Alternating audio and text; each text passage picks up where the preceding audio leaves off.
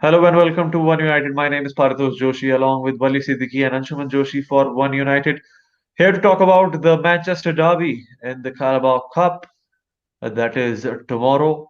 We'll be talking about that game, the game against the game against Aston Villa, Liverpool's Liverpool. the Liverpool's game against Southampton, which they lost yesterday, and which gives us a chance to finally be top of the table. We'll be talking about other aspects regarding the Manchester Derby. Firstly, I'd like to have the mood of the panel. Anshuman, Wali, how are you feeling about Manchester United and the performances? We won against Aston Villa, a tough game, but we got the points. How are you feeling about the situation regarding Manchester United? And Shravan, you first. Wali? Okay. Yeah, you go. Uh, Great feeling once again. A good game, and the thing that I love the most about that win is because the thing which I admire the most about that win is because Aston Villa are a team which has been in great form. If you look at the results against Arsenal, they beat Arsenal. If you look at the results against Chelsea, they drew against them. And let's not forget about what they did to Liverpool, the defending champions. They beat them 7-2. So the way that they have been performing has been impeccable to see the least, because considering that they were in a relegation battle last season and the way that they've bounced back this season, and even the way that they're playing, I think every United fan respected how they played. It was quite enjoyable. It was end to end stuff between the two teams, but luckily we had the quality, we had the composure, and more importantly, we had the character to defend that slender 2-1 lead. And yeah, there were a few good performances, but you have to tip your hat off for Eric Bailly, especially in that last moment when he made that block. And I think if we were talking about last season, if a similar thing had happened last season or 2 seasons back, I think we would have been pretty sure that that goal would have gone in. But like I said, if you remember when I said when we made a comeback against Southampton to win the game 3-2, I think that result was crucial in terms of mental development. And then you went on to win 1-0 against Wolves in the 93rd, 4th minute. Once again, you defended the 2-1 lead against Wolves. So, even when you're not performing well, you should know how to grind out results. This is exactly what we did under Ferguson, and this is exactly what Liverpool did last season. So yeah, it's great. And yeah, Liverpool losing to Southampton, I think I'm enjoying it, and we also enjoy it for as long as possible. I do not know. I hope this lasts as long as possible. But right now, I think we should enjoy the occasion. And Liverpool fans are petrified at the moment. So yeah, loving every bit of it. Well, certainly there is a joy amongst everyone who is supporting Manchester United. There is a lot of joy regarding the reaction of the rival fans as well. Because I am seeing how everybody is reacting to Manchester United, certainly performing very well. Because everybody is scratching their heads and is in agony. How is this possible? How can Manchester United actually play well for a long We're the period of most time? hated team. Yeah, yeah, certainly. We all know that because we have been so successful. Now it's also a given. If you have if nobody even has even half of the titles that you have won in the Premier League era, you're bound to have some kind of jealousy or hatred being attached to the club. And I think we all were pretty sure that this was going to happen. Well, I'm having this feeling after 7 or more than 8 years now that United are back in the position where they belong. They are back at the top of the table. Hopefully, we'll not screw this, Jinx and it. there is going to Yeah. be, yeah. Hopefully, we don't jinx it as well, because as we very well know, we are one of the few teams who have the capabilities to uh, to certainly have a great season and that not a great season. We'll just ruin our positions because last season also we were in the semifinals of the Carabao Cup. We were in the semifinal of the FA Cup. We were in the semifinal of the Europa League, but we weren't able to get a silverware. We got the third position, but still there is silverware to be taken in this particular season, and I think there is going to be silverware for us. Uh, There is a lot of talk about the Ole versus Pep situation, and we'll talk about it. Ole certainly has an upper hand over Pep in the past encounters that they had.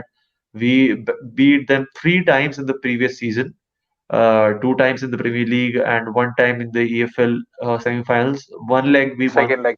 Yeah. uh, second leg we won, but we weren't able to qualify because of the away goal rule then the result in the other leg. So, what is your feeling about this particular situation, Ole versus Pep, and will it play a major role in the game against Manchester City? I'll talk to Anshuman first.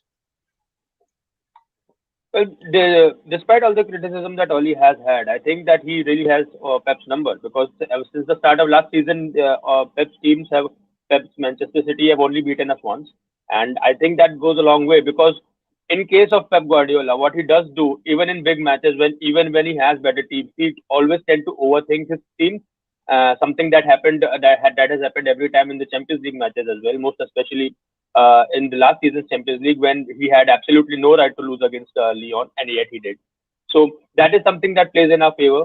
And yeah, sure, because he's a very reactive manager, and he's very adept in setting up his teams against for big matches.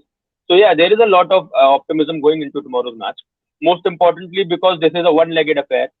If were it a two-legged affair, I would have said that maybe we would be able to win one of those matches, but we won't be able to win both of them. But since it is, and since both of the teams are coming into the match on the back of very good performances, I think it really ensures at least that we'll have a better match than whatever we had back a couple months ago, when we had the Manchester Derby in the league, and that was just a flat rubber. So yeah, that's one thing. I think my biggest worry for tomorrow's match is that Manchester City, when they beat Chelsea 3-1 a couple days ago, they did so by having less possession, which is a starter for which is a bit surprising for me because by design, the way Pep's teams like to play, they need to have a lot of possession. Yeah, right. Because a lot of time we say that possession is a stat because every time a team loses, you start throwing out this possession stat, right? That oh, you have more possession, you should not have lost. I don't think it works like that. I think possession is not something that if just because you have more of it, you should be winning matches. But in case of Pep's teams, they need possession because that's how they like to play. They like to play out from the back. They like to play spread out. They like to choke the other teams into defeat. And that is and every if you don't allow them to have a lot of ball possession, then it becomes tricky for them. That wasn't the case the last time out because they had less possession and they were still able to tear Chelsea apart. I think that was a very surprising evolution of Pep's team, and I think that is important to note that we might be able to play us out in our own game because we like to also play counter attacking football, and they proved against Chelsea that they are also able to play counter attacking football. So it will be an interesting matchup. I uh, the match could swing either way. They could win the match. We could win the match. The only thing that I want to see is that we play well because that is we have been playing well, and I think if we put up a great performance, I think that would be brilliant for us. And yes, if we lose, again you could say that we've been missing out on another semi-final. We have been missing out on another silverware. But for me, I think the more important part is ever since the beginning of last season, every major cup competition that we have played in, we have at least made it to the semi-finals. Which sure, it's no silverware. You don't get any medal for that, but I think in terms of consistency, it does prove that we have the kind of team right now.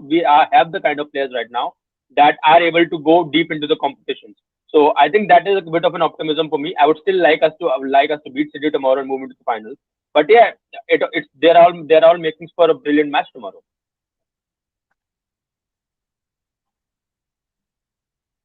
Well, certainly it is going to be an interesting encounter yet again.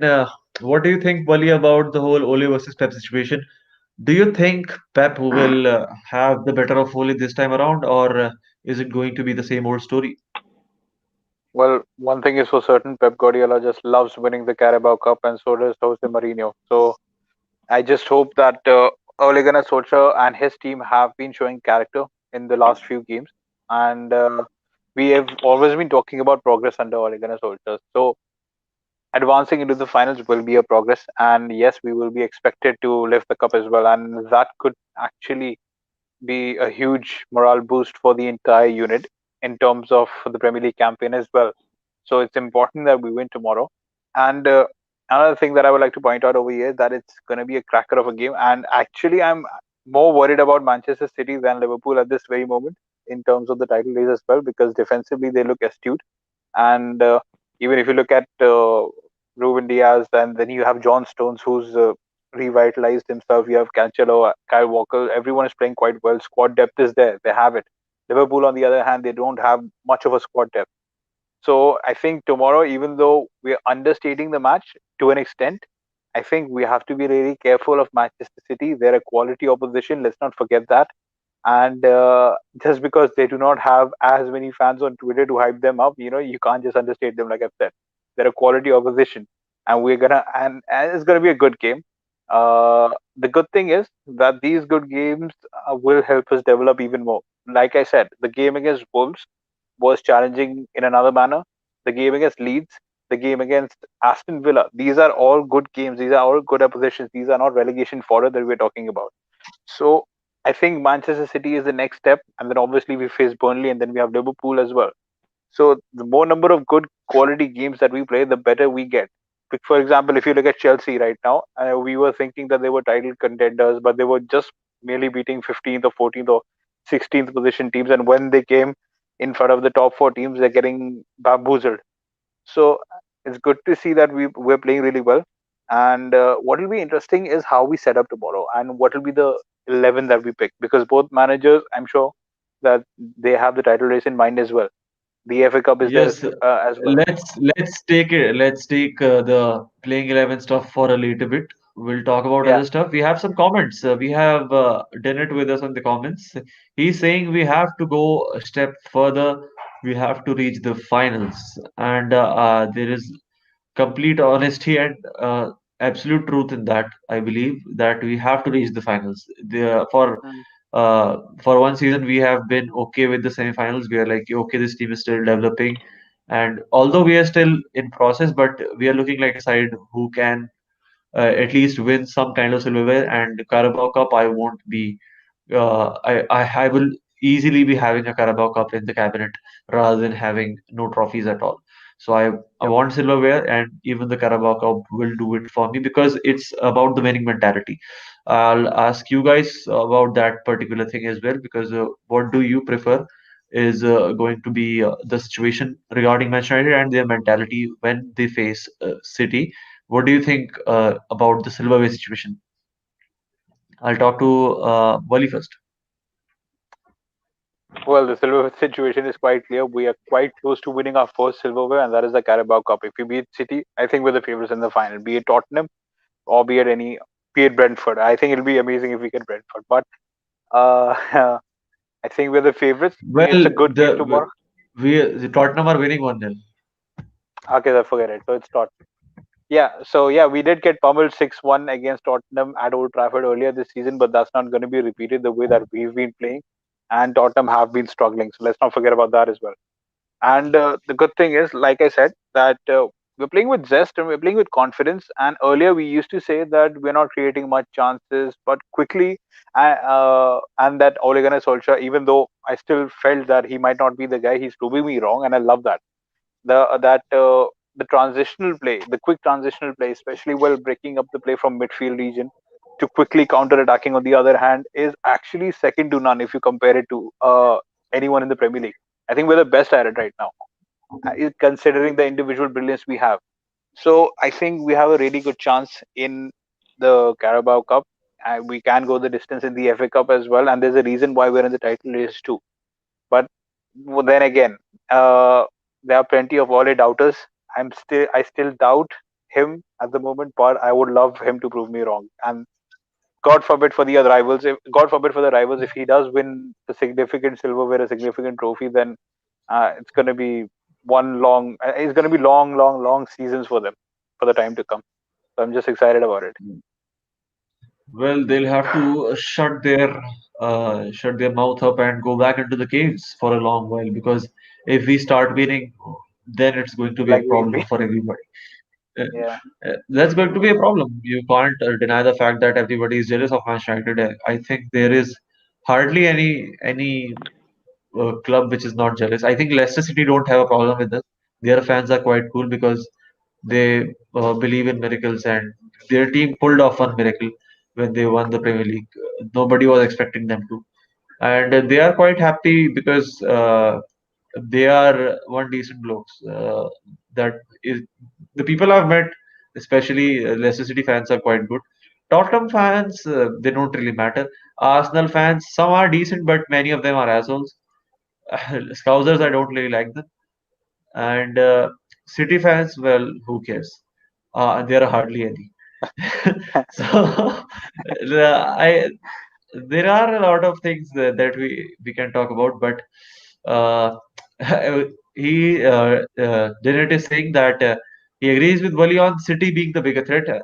I also believe that City are looking like a much better side because Tottenham are just letting go of points, and this is not looking like a side which uh, will contest for the league because you can't keep on losing points like that and expect to win the league, especially when the league is so uh, tightly competed as in this season. This is going to be once again that kind of league which can go to the final game of the league, and then these stupid points that they keep on losing will all come into play. Our game against Arsenal could also come into play, where we lost 1-0. So you never know. You never know what is going to happen. And then it also says, but they have COVID, and yes, that is going to be a huge issue. But Mahrez and Mendy are back for Manchester City, and that is going to be an interesting point as well. Anshuman, I'd like to have your thoughts about the whole Silverware situation, and what do you think about the COVID situation with Manchester City? Well, Silverware is the currency we judge our managers' performances by, and that has been the case for every major club. So yeah, I think we haven't won a trophy in 3 and a half or so years. So I think we are due one. But I would refrain to call Oli's tenure a failure if we are not able to win any. I know that he'll at the end. Before the season started, I said the very same. I said the very thing that if he won't be able to last in the job if he just repeats the previous season's performances because he already does not have a lot of credit but from the outside world. And yeah, I think with the Carabao Cup usually has always been the silverware that helps the other teams catapult to good perform well towards the end of the season, and that is what Pep Guardiola has done. Because every time they have a mediocre phase during the season, up comes Carabao Cup, they win their trophy, and then they springboard towards something else. And that's what they have been doing over the past 3 years. And before that, we won that trophy. So hopefully, it could be us this time round.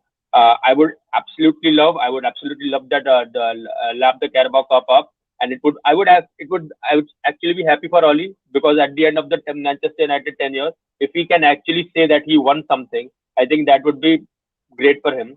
I think I'd be very cautious about saying how much or what our chances are for Carabao Cup because I'm looking at Tottenham right now, and they have put pretty much their best 11 out front. They're leading 1-0 to Brentford, arguably the weakest opposition you could have asked for in a cup semi-final. And what I'm more worried about is Jose Mourinho because he Mhm. is a cup manager, and he is right now he is 1.5 matches away from declaring his time at Tottenham a success because he was brought Right. in for silverware. And you look at the documentary, you look at the noises with the pundits and the critics and the players are making, and all they care for is to get any kind of trophy at the end of Jose Mourinho's tenure. That is all they are. Look, getting Jose Mourinho now is like making a deal with the devil. You have to sell your Yeah, footballing soul because you're not going to play good football. You're going to play hard reaction based football, and the only way you can justify playing that way is by getting a league, is by getting a silverware. And I think Tottenham's last win it was in 2008 when they won this very cup in a different incarnation. And right now he's 1.5 wins away. And I think if he gets into the final, he's not going to care which team shows up. I think he's just going to set his teams up, and within the first 5 minutes, I think he's going to declare whether his team is going to be good enough to win the tournament or not. I am more worried about Jose Mourinho than I'm more worried about City because I think against City we will be able to play well whether we win or not. But I'm very doubtful about Tottenham. I think we'll play better than whatever we did against back in Old Trafford. But yeah, I think it's going to be interesting. I'd still put a lot of money on Tottenham if I were a betting man because they are playing. this is their magnum opus right now. This is given the way Jose is setting his team out. I think he's all in for this. He wouldn't care for anything else. He would relinquish Europe. He would relinquish Premier League. He might even leave at the end of the season if he wins this trophy. And he can just go about parading himself and saying that this is it. I was brought in for a trophy. I won a trophy. What else do you want me to do? That's how he does. And he'll regain a lot of credit in his bank, which we get. On the league, on City's COVID front, I think it has been very complicated for them over the past few weeks because one of their matches were called off as well, which is the whole COVID situation is completely another topic in itself in the UK right now. And I think despite that, the fact that they have been able to play so well against Chelsea, which is quite unlike the way City play, like I said, having less possession, playing a counter-attacking style. I think it's very interesting, and I think it's also very worrying because, like Pali said, in Ruben Dias and John Stones, they have a brilliant centre back pairing that's keeping the goals out. They have the meanest defense in the league right now, and in on right back position, you have Joao Cancelo, and he has been playing brilliantly. I think he's finally showing his actual potential, which we have seen since his days at Valencia, which is nice. And I think our biggest strength would be the fact that Ederson will not be playing. I think they have Zach Steffen in goal, and he showed a bit of worrying signs back against Chelsea. They even conceded a goal. I think that would be our biggest advantage if you can call that one going into tomorrow's match. So yeah, they have a lot of players out, and Aguero has not been the same player this season. And even when he has played, he has been injury ridden. He has not been at his very best. And Gabriel Jesus, he's a very good player, but I don't really think that he is at Aguero's level at the moment. And I think it will be quite a while for him. Maybe he has to go away from Manchester City to reach that level. So they don't have an out and out number nine.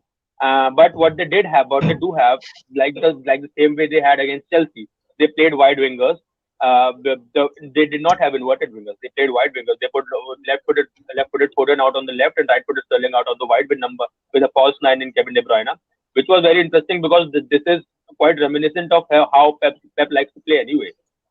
Even with his Barcelona side and the way and the City season in which they won the league by scoring 100 points.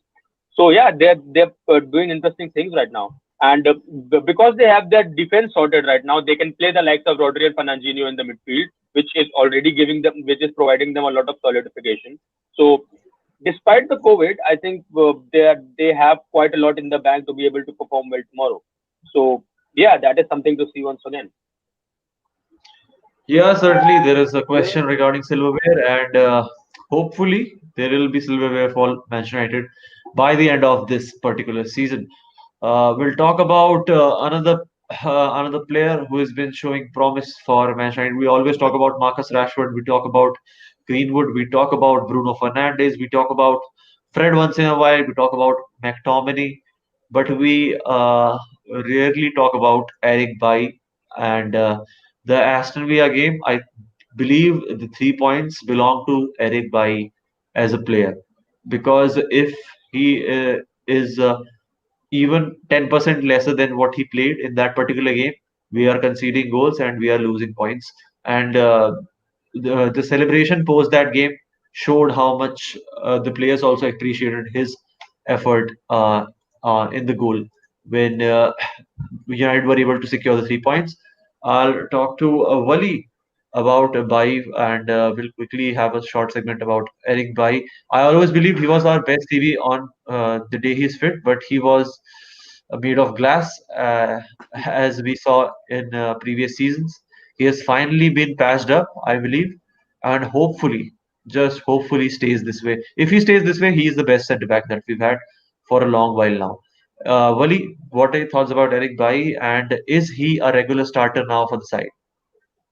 Well, as we've just heard that Victor Lindelof is fit again, so I think Bai might be given a break for at least the League Cup fixture against Manchester City. And if that does happen, I think that's fine because I would prioritize Eric Bailly to have as many league games, Premier League games as possible. Because, like you just said, he is one of our finest centre backs. And the thing is that he complements Harry Maguire as well. Even if you line him up with Victor Lindelof will also look double the effective defender. That's because he has a lot of pace, he has that physicality and that tenacious. He is quite tenacious, and He's basically a centre forward's nightmare. And we've all seen that what he did to Jamie Vardy last season, or was that 2 seasons ago, Yeah, while yeah, making that yeah, yeah, tackle. So it's yeah. not he's not an easy defender to deal with, and that is exactly like you said. He won us The the three only points that player game. to kick, the only player to kick Zlatan and get Zlatan away with it. Ibrahimovic. Yeah, exactly. And he's one of the favorites. He's one of the favorites in the dressing room. So we all wish him Yeah, well, and he has the ability as well. It's just that he needs to be fitter over here. I hope he does, because I think if he's fit enough, I don't think we're going to buy anyone in January. But if he's fit enough, and that's for a like long period of time in the Premier League for big us, then if, I think a big if. we will have a decent run at the league title, because that's what I feel. And also, I have to praise Ole Gunnar Solskjaer's, even though like some people might be questioning his coaching tactics, etc. I think his man management is his best asset right now. The way that he manages his player, like I don't think any player is against him at this very moment. Even if you talk about Donny Van de Beek, he might not be getting game time, but he still loves him. And let's not forget when the Paul Pogba Anybody. let's not forget when the Paul Pogba situation happened. We all were talking about him. He should be dropped in the upcoming games, but he opted to be professional. I think he had a word with Pogba as well, and he Mhm. was professional as well. And he said, "Okay, let's run down this season. You're gonna get games, and when you're gonna get games, you have to be one of the talisman of the year." And that is exactly what he's been doing for the past month. I think this has to be one of the most consistent run of games that Paul Pogba has. And even if you look at the last game, I think barring by the second best player has to be Paul Pogba, because Scott McTominay and Fred were not at it in the evening. The midfield was being dictated by Paul Pogba, the way he was passing, the way that he was spraying passes all over the pitch, and defensively as well. Mhm. He won a lot of headers. That is something which we don't associate Paul Pogba to as much. So, like I said, man management. He knows how to keep his players happy, and he knows how his players would actually play for him. So, if this carries on, then we will be going places. So, yeah, kudos to Solskjaer for his man management. Okay, Anshuman, what are your thoughts about Eric Bai? And do you think he's a regular starter now for the side? I think Wally said something very crucial there, that he is a very complementary defensive pairing to Harry Maguire, and I think that is the key right there.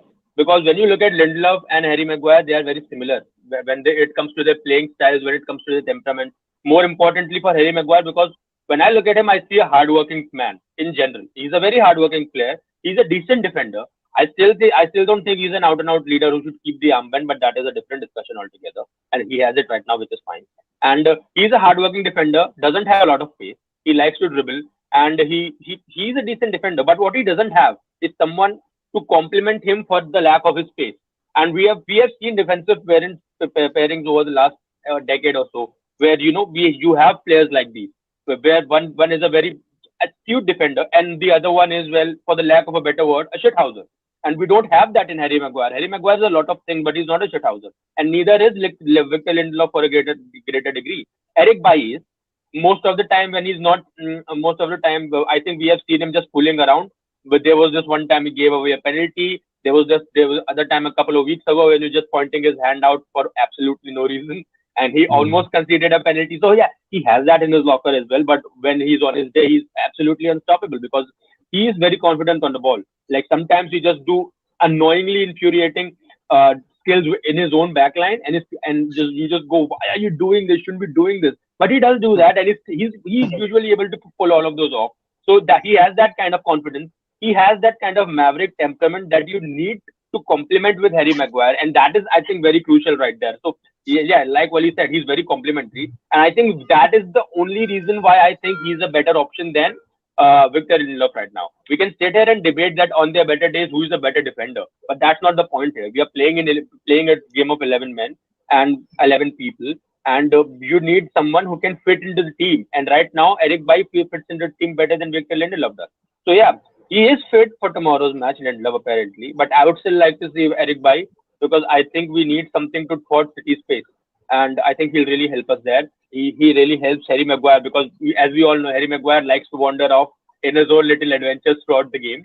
And I think in that regard, it really helps to have someone like Bai who can just who has that pace to be able to sort out any counter attack if one happens. Usually they do not happen. I think Harry Maguire, every time he's caught out defensively, every time he's caught off guard, he's usually in his own box, which is again another discussion.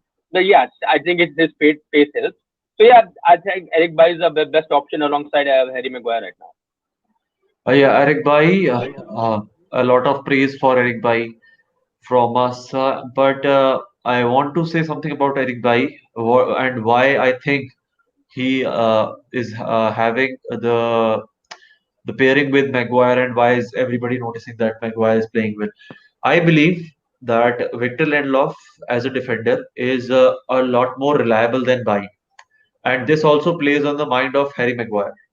When Harry Maguire plays with Lindelof, That's true. he just goes off because he believes that Lindelof maybe he'll be able to hold the line better. He'll be able to because so I can have more freedom moving forward. When he's playing with Eric Bailly, Harry Maguire constantly has in mind because this guy is not going to do shit. If all hell breaks loose, this guy will fuck things up. So Harry Maguire is always complacent because he knows that he'll have to be 100% on his duties, defensive duties, and Eric Bailly will play as he plays. He'll play brilliantly on his day, and he'll win. He'll garner points for you, but he'll not have your defensive duties for you. Mm. And that is what Lindelof does. So Harry Maguire has to be constantly conscious of the fact that he'll have to be there when when push comes to shove. I also believe that when I have a few complaints about Harry Maguire because Harry Maguire, I believe, what Harry Maguire does when he moves forward, he puts a lot of pressure on someone like Scott McTominay or Fred or Nemanja Matic. Because I've seen this time and again, whenever Harry Maguire is playing, the CDM is always tracking back to be more of a CB/CDM. They are tracking back and filling up his position, whereas it is the CDM's job to move forward when the time comes. Someone like Donny van de Beek, if he plays in the CDM position, or someone like Fred, who the role that he plays in, where he can distribute the ball better. Because Harry Maguire, I've seen that he is having a good long ball game, but there are more than often times where I've seen him misplace the ball and bring on situations where we can concede goals. So that is not a nice look, and I believe Harry Maguire, there is going to be a phase where 2 3 games he fucks up so much that people call for the captaincy armband to be removed, which I believe he should let go because Bruno is more of the leader in the side as of now. Where this is the conversation for some other time, but this is something I wanted to put out. And now, finally, to conclude everything, I believe we're going to have some starting 11 and score line predictions for Manchester United versus Manchester City game in the EFL Cup. And I'll start with Anshuman first. Anshuman, who do you believe is going to start? We've talked about the defense. Who do you think is going to start in the midfield and in the forward line? And also give us your prediction for the game. I think it's not going to be very dissimilar from what we've seen in the recent weeks. He's not going to start with the back three or a back five. I think we're going to straight up with the back four, and I think Shaw's going to start again alongside Wan-Bissaka if Wan-Bissaka is I say if Wan-Bissaka is back. Yeah. So in midfield, I think we can see once again Fred and McTominay because that against big teams he always like to pick up a defensive pairing which can sort out any kind of counter attack. I think they're good at that. They've been playing well. I think because Pogba is playing brilliantly recently, we might see him start in the starting 11 instead of McTominay from. It's for me slightly unlikely, but I think it might happen because he's still playing well. And on his playing day, Pogba can outdo any other team. He just does that. That's just what he does. And I think Bruno is an absolutely obvious choice. He's obviously going to start. I think our front three could be Greenwood, Rashford, and Martial. That is a chance. If that does not happen, there's an off chance that we might see Pogba again on the left hand side. We might even start with a midfield diamond if we are so sure about wanting to give McTominay and Fetch that midfield position because Pogba has been put out in the left hand side in the recent weeks. I'm not really much of a fan, but yeah, that is something that Oli has done, and well, you know what, we have been winning, so I won't be very surprised if that happens. So yeah, I don't think we are going to see something very out of the ordinary from for a recent weeks, as far as starting 11 is concerned. And as far as the prediction for tomorrow's match, I think the only absolute certainty that I can say it's going to be a much better match than the Manchester derby that we had recently, which is not a very high bar to cross. I know, but I think we're going to see goals.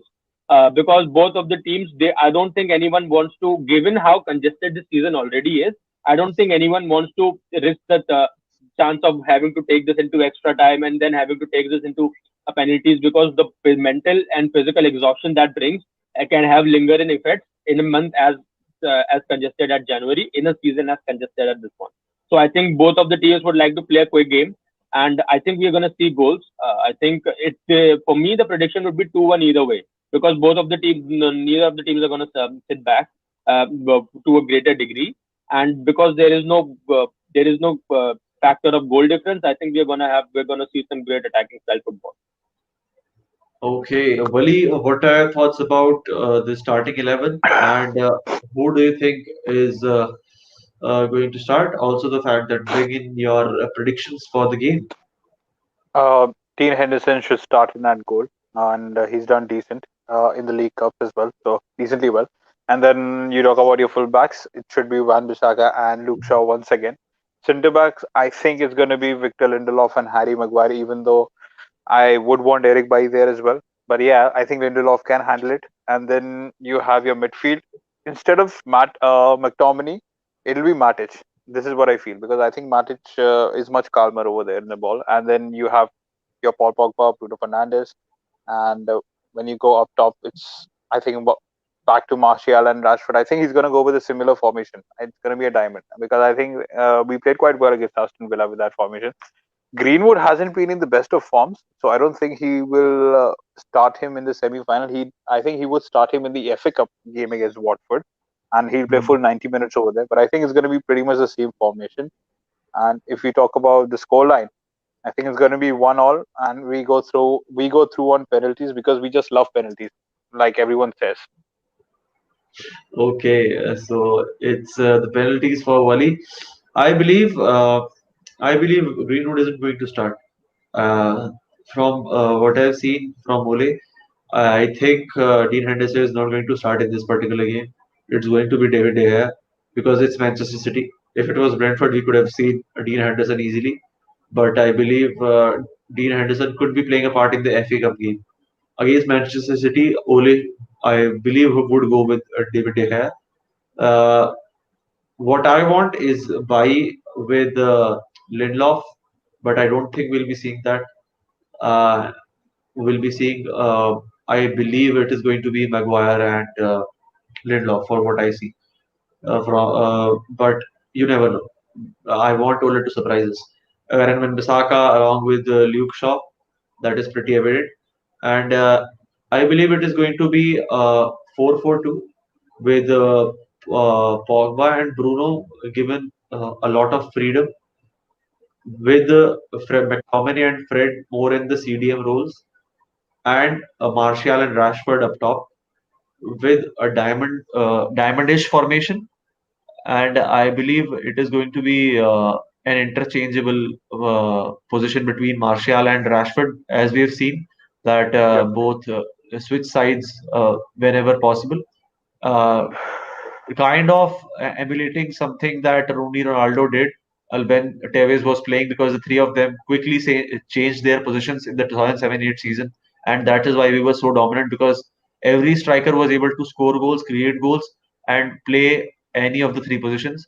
These are still not yet as talented as that lot, but I still believe they have the capabilities of And break we had breaking Berbatov as through. well, so like four quality center forwards, you could But say that. Berbatov wasn't required in that particular Later, season. he came in later on, Yeah, like he came in a later year when later. Tevez went away. Then Berbatov came into the situation. But then the situation changed. Tevez was more of a striker. He wasn't a player who would run around and change flanks with Tevez or Ronaldo. That is some other aspect. So I believe it is going to be two in the front with Martial and Rashford playing interchangeable roles. Pogba from the left centerish midfield, Bruno with a lot of freedom from the center and right midfield, and with this Fred a little forward and McTominay and or Matic holding the line with the defense. I believe that this is going to be the situation against City. Whether it holds up and we get the result, it is going to be a crucial situation. And it is also going to decide the mood for January because we have a game against Liverpool, we have a game in the FA Cup, and we have the first spot in the Premier League at our disposal. Whether we are able to capture it, whether we are able to clinch points and get to the top is something I'd like to see. Up until then, I think it's enough from us at Manchester United and One United. And United go against City tomorrow. We'll hopefully see you after the City game and probably Preview of the previewing the Watford yeah, game. Watford game. Yeah.